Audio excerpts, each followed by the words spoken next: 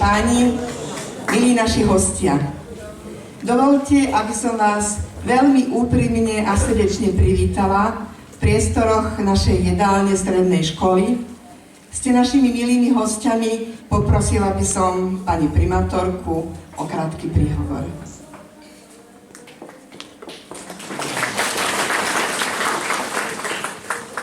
Dobrý deň, milé dámy, vážení páni, milí priatelia. Dovolte mi, aby som vás tu dnes veľmi srdečne a úprimne privítala. Teším sa z toho počtu, ktorý ste si našli čas a prišli ste na naše tradičné stretnutie v Starej Turej, ktoré je poriadané pri príležitosti Medzinárodného dňa žien. V sobotu 11.3.2017 sa uskutočnilo v Starej Turej v jedálni strednej odbornej školy pri príležitosti Medzinárodného dňa žien jubilejné 10-ročné družobné posedenie medzi dôchodcami z Kunovíc Českej republiky a dôchodcami Starej Turej.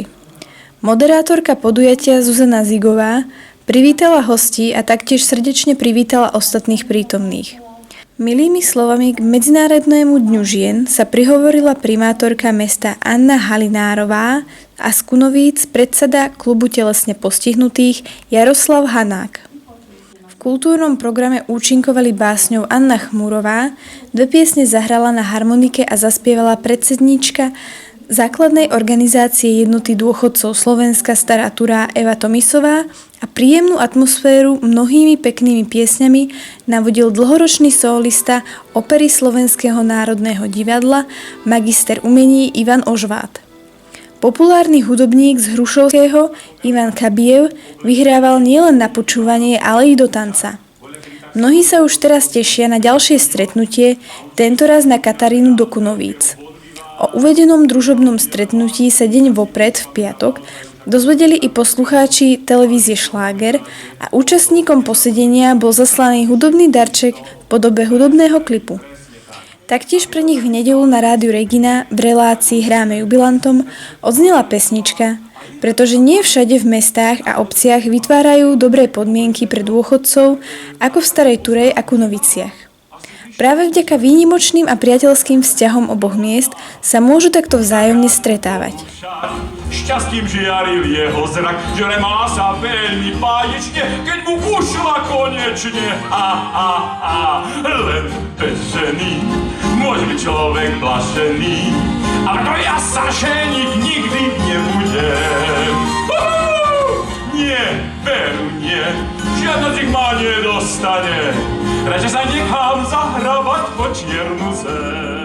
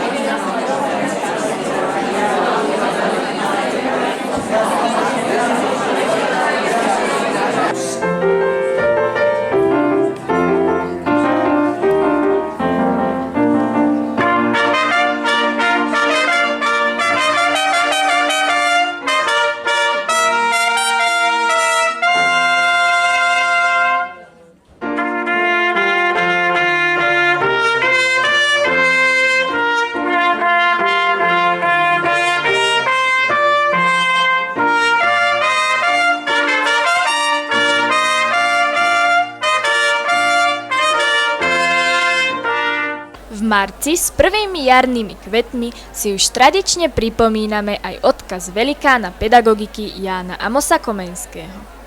V piatok 24. marca 2017 sa pri príležitosti Dňa učiteľov uskutočnilo spoločné slávnostné stretnutie zamestnancov základnej školy a základnej umeleckej školy v Starej Turej ako aj strednej odbornej školy Stará Turá v priestoroch hotela Lipa. V príjemnej atmosfére sa prítomným prihovorila primátorka mesta Stará Turá, inžinierka Anna Halinárová, ktorá vyjadrila vďaku a uznanie všetkým, ktorých zásluhou funguje školstvo v meste Stará Turá. Učiteľom k ich sviatku pripravili pekný program aj pracovníci základnej umeleckej školy. Potom sa prítomným prihovorili riaditelia jednotlivých škôl. Primátorka mesta odovzdala ocenenie Komenského plaketu a knihu vynikajúcim pedagogickým pracovníkom jednotlivých škôl.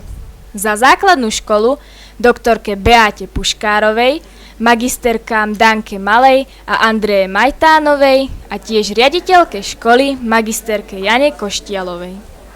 Za základnú umeleckú školu Martinovi Brkalovi, diplomovanému umelcovi.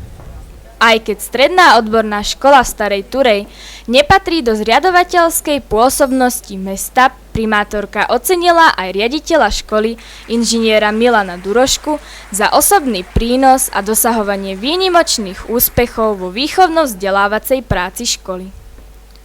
Následne riaditeľ strednej odbornej školy ocenil za dlhoročnú aktívnu prácu s mládežou Komenského plaketov magisterku Evu Jančálkovú a inžiniera Miroslava Mikláša, učiteľov strednej odbornej školy Stará Turá. Sú to dlhoroční a aktívni učitelia cudzích jazykov, respektíve odborných elektrotechnických predmetov, ktorí sa aktívne zapájajú do školskej a mimoškolskej práce školy. Po príhovoroch, programe a oceňovaní už prebiehala zábava s hudbou a občerstvením, ako aj neformálne rozhovory. Program spestrila aj bohatá tombola. Sponzorom za dary do tomboly ďakujeme. 31. marca 2017 si v Bratislave pri príležitosti Dňa učiteľov prevzali z rúk ministra školstva Petra Plavčana učitelia a pedagogickí zamestnanci ocenenia za mimoriadne výsledky a záslužnú prácu v oblasti školstva. Veľké i malé medaily svätého Gorazda a ďakovné listy dostalo celkovo 82 učiteľov a pracovníkov v školstve. Najvyššie vyznamenanie v rezorte školstva, veľkú medailu svätého Gorazda, si za dlhoročnú svedomitú pedagogickú prácu a celoživotnú angažovanú prácu s mládežou z rúk ministra školstva prevzal aj dlhoročný učiteľ strednej odbornej školy v Starej Turej, inžinier Pavol Kuchárek.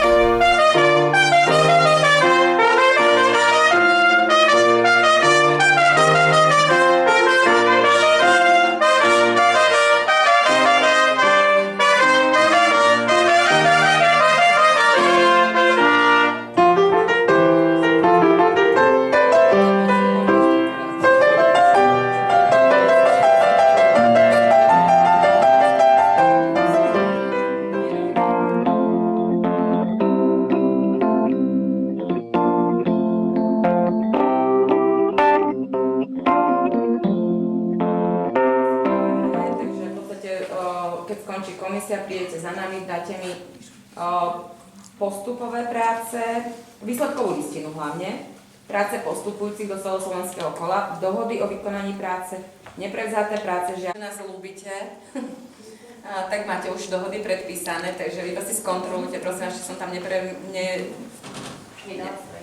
nespravila nejaký preklep alebo nejakú čiarku. Neprevzaté práce žiakov a podpísané tlačivo prezenčné. Obed je medzi 11:30 a 13:00. Takže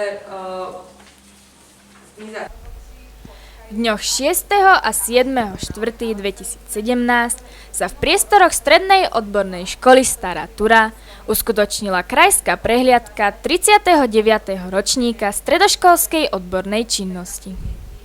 Prvý deň sa konala porada Krajskej komisie stredoškolskej odbornej činnosti, následne porada odborných hodnotiacich komisí. Prítomných privítal riaditeľ Strednej odbornej školy Stará Turá, inžinier Milan Duroška, a potom sa im prihovorila riaditeľka Krajského centra voľného času v Trenčíne, doktorka Renáta Bieliková, a predsedkyňa Krajskej komisie SOČ Jana Klemensová. Večer sa konalo malé občerstvenie pre odborné hodnotiace komisie.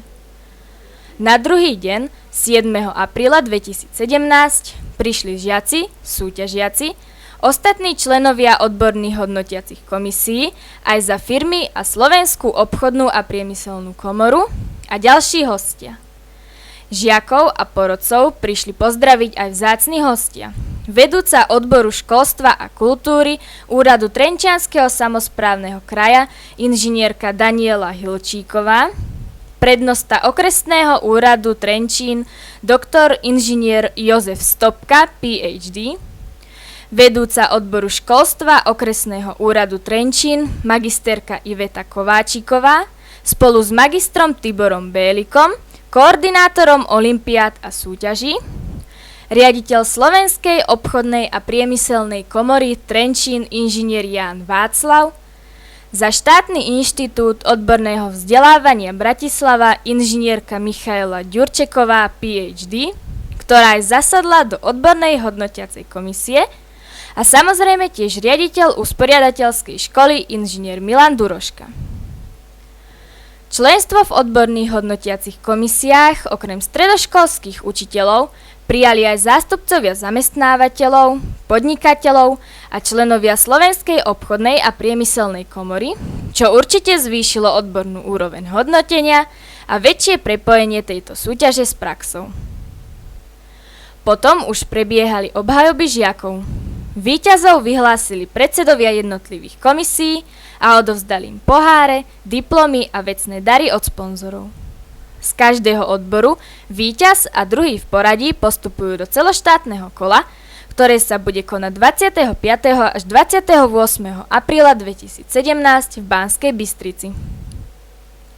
V stredoškolskej odbornej činnosti žiaci stredných škôl Trenčianskeho kraja súťažili v 17 súťažných odboroch.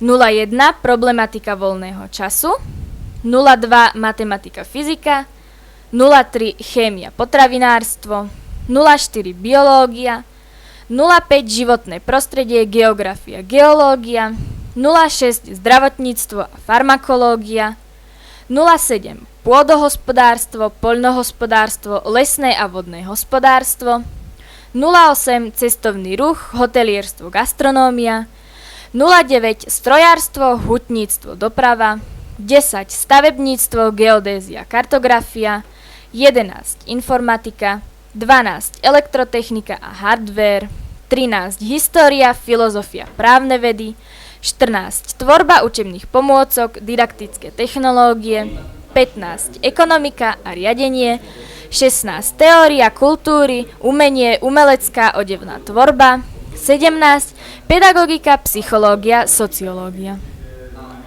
Aj žiaci strednej odbornej školy Stará Turá mali úspechy v tejto súťaži a dvaja z nich postupujú do celoštátneho kola. Matúš Holček sa s prácou Motivačné video umiestnil na 6. mieste v odbore 01 problematika voľného času.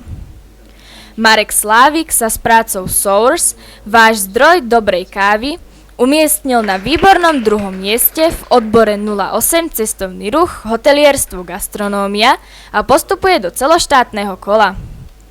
Andrej Lončík sa s prácou mobilná aplikácia pre Android WeKnow umiestnil na peknom 3. mieste v odbore 11 informatika.